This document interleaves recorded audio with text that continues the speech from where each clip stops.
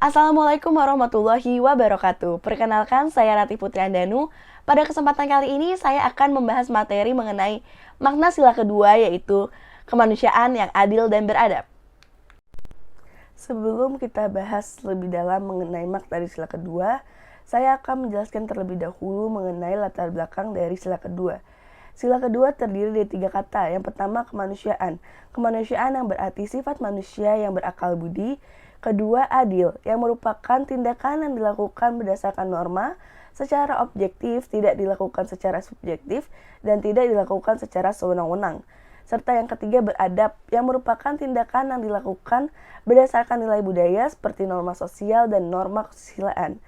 Sila kedua lahir dari adanya konsep pemikiran mengenai dasar negara dari para tokoh, seperti konsep pemikiran yang disampaikan oleh Muhammad Yamin mengenai perikemanusiaan dan konsep pemikiran dasar negara yang disampaikan oleh Insinyur Soekarno mengenai internasionalisme atau perikemanusiaan.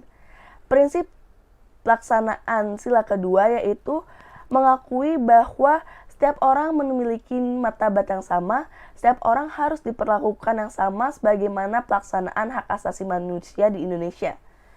Sila kedua juga mengandung nilai tentang kemanusiaan yang harus diterapkan untuk menciptakan pelaksanaan masyarakat Indonesia yang sesuai dengan harkat dan martabatnya sebagai makhluk Tuhan yang Maha Esa. Selanjutnya saya akan membahas mengenai lambang dari sila kedua. Seperti yang sama-sama kita ketahui bahwa sila kedua berlambangkan rantai emas dengan latar merah. Jika kita perhatikan lebih mendetail pada rantai emas tersebut terdapat 2 mata rantai. Yang pertama, mata rantai berbentuk lingkaran. Mata rantai ini melambangkan seorang perempuan dan mata rantai berbentuk persegi yang menggambarkan seorang laki-laki. Mata rantai yang saling kokoh itu menggambarkan bahwa apabila masyarakat Indonesia baik itu laki-laki dan perempuan saling bahu-membahu, maka akan membentuk sistem yang kuat dan yang kokoh. Selanjutnya, latar berwarna merah melambangkan sikap keberanian. Jadi makna dari lambang sila kedua yaitu untuk mencapai Indonesia menjadi lebih baik dan lebih maju, maka dibutuhkan keberanian dari setiap putra-putri bangsa Indonesia yang akan selalu bahu-membahu hingga terbentuklah bangsa yang kokoh. Selanjutnya kita akan membahas mengenai makna dari sila kedua. Yang pertama, makna sebagai dasar negara. Sila kemanusiaan yang adil dan beradab menjadi pedoman dalam beretika di kehidupan berbangsa dan bernegara, yang merupakan pengaplikasian dari nilai-nilai kemanusiaan yang bersumber dari hukum Tuhan, hukum alam, dan sifat-sifat sosial yang bersifat horizontal yaitu kesesama manusia dan kesesama makhluk hidup. Yang kedua, sila kedua sebagai ideologi. Sila kemanusiaan yang adil dan beradab merupakan bentuk dari pelaksanaan hak asasi manusia di Indonesia, yang mana dalam pelaksanaannya akan menjalin interaksi sosial dengan sesama manusia dengan saling menghargai, menghormati, dan tidak bersikap sewenang-wenang. Yang ketiga, sebagai sila kedua sebagai sistem etika, yang merupakan implikasi moral yang diungkapkan dengan cara sikap yang adil dan beradab, sehingga dalam pelaksanaannya akan menjamin tata pergaulan antar manusia dan antar makhluk yang bersendikan nilai-nilai kemanusiaan yang tinggi yaitu kebajikan dan kearifan. Yang keempat, makna sila kedua sebagai sistem filsafat. Sebagai sistem filsafat, nilai-nilai kemanusiaan dalam masyarakat Indonesia dilahirkan dari perpaduan sejarah pengalaman bangsa Indonesia. Sila kemanusiaan yang adil dan beradab merupakan akar yang kuat dalam historis kebangsaan Indonesia. Melalui kemerdekaan Indonesia akan menghadirkan bangsa yang memiliki wawasan global dengan kearifan sosial, yang memiliki komitmen untuk menerlibat dunia yang berdasarkan kemerdekaan, perdamaian, dan keadilan sosial, serta sebagai bentuk permuliaan hak-hak manusia dalam suasana kekeluargaan dan berbangsa di Indonesia. Yang kelima, sebagai nilai pengembangan ilmu. Kemanusiaan yang adil dan beradab memberikan arahan baik bersifat universal maupun khas terhadap ilmuwan dan ahli teknik di Indonesia. Asas kemanusiaan atau humanisme menghendaki perlakuan terhadap manusia harus sesuai dengan kodratnya. Sebagai manusia, kita harus memiliki keinginan seperti keberkecukupan materi, bersosialisasi, eksistensi, dihargai untuk mengeluarkan pendapat, serta berperan nyata dalam kehidupan untuk bekerja sesuai dengan kemampuannya. Selanjutnya kita akan membahas mengenai makna sila kedua dalam kehidupan berbangsa dan bernegara. Di dalam sila kedua terkandung banyak nilai-nilai yang dapat diterapkan dalam kehidupan sehari-hari. Yang pertama, nilai kesopanan dan beradab.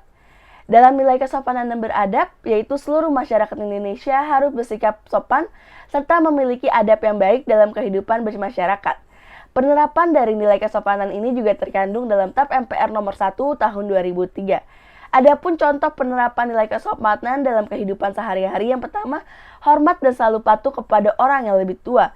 Yang kedua, menjaga sikap serta senantiasa bersikap sopan dalam berbagai kondisi, baik di lingkungan keluarga, lingkungan sekolah, serta lingkungan masyarakat.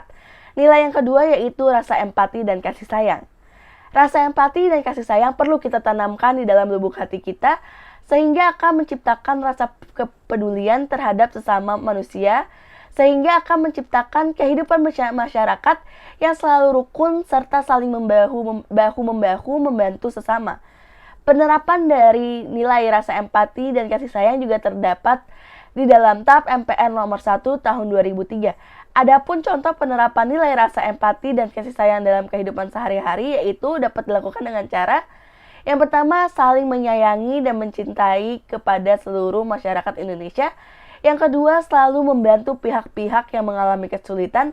Serta yang ketiga, menciptakan suasana yang nyaman, rukun, harmonis, baik itu di lingkungan keluarga, lingkungan sekolah, serta lingkungan bermasyarakat. Nilai ketiga yang terkandung dalam sila kedua yaitu kesamaan derajat sesama manusia. Nilai ini memiliki makna bahwa seluruh lapisan masyarakat di Indonesia memiliki perlakuan yang sama tanpa ada perbedaan di antaranya. Indonesia merupakan negara yang memiliki keberagaman suku, ras, budaya, dan agama. Hal ini menunjukkan bahwa seluruh masyarakat Indonesia memiliki derajat yang sama, baik di mata negara, hukum, serta seluruh masyarakat Indonesia juga memiliki hak dan kewajiban yang sama sebagai warga negara Indonesia. Nilai ini juga tercantum dalam pasal-pasal Undang-Undang 1945 yaitu pasal 27, pasal 28C, pasal 28D, dan pasal 28F. Serta juga tercantum dalam TAP MPR nomor 1 tahun 2003. Adapun penerapan dari nilai kesamaan derajat di kehidupan sehari-hari, yang pertama, tidak membedakan agama, suku, ras, serta adat istiadat di lingkungan masyarakat, dan menerima dan menghargai perbedaan pendapat. Nilai keempat yang terkandung dalam sila kedua Pancasila yaitu menjunjung tinggi nilai kemanusiaan. Nilai kemanusiaan harus dijunjung tinggi oleh seluruh masyarakat Indonesia, sehingga dalam kehidupan masyarakat tidak saling menjatuhkan, tidak membanding-bandingkan sesama individu, serta akan menumbuhkan rasa peduli untuk saling bergotong royong untuk menciptakan Indonesia yang makmur dan tentram. Nilai menjunjung tinggi kemanusiaan juga terdapat dalam pasal-pasal Undang-Undang Dasar 1945, yaitu pada pasal 28A, pasal 28B, dan pasal 28J, serta dalam TAP MPR nomor 1 tahun 2003. Penerapan nilai menjunjung tinggi kemanusiaan dalam kehidupan sehari-hari dapat dilakukan dengan cara yang pertama, memiliki sikap untuk senantiasa menyeimbangkan pelaksanaan antara hak dan kewajiban, serta yang kedua, memiliki keberanian untuk menegur serta menyampaikan kebenaran apabila menemukan kesalahan di lingkungan umum. Nilai-nilai yang terkandung dalam sila kedua Pancasila harus diamalkan serta diterapkan dalam kehidupan berbangsa dan bernegara agar tercapai kehidupan bangsa dan negara yang aman dan damai. Apabila dari nilai tersebut tidak diterapkan, maka akan terjadi kasus penyimpangan. Seperti video yang akan kita tonton sama-sama, terjadi penyimpangan dari nilai-nilai yang terkandung dalam sila kedua. Mari kita tonton videonya bersama-sama.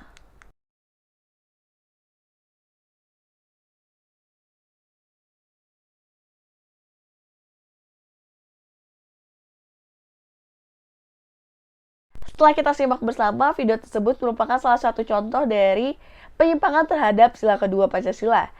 Dalam video tersebut telah terjadi pelecehan seksual yang dilakukan oleh seorang dosen Universitas Negeri Surabaya kepada mahasiswanya.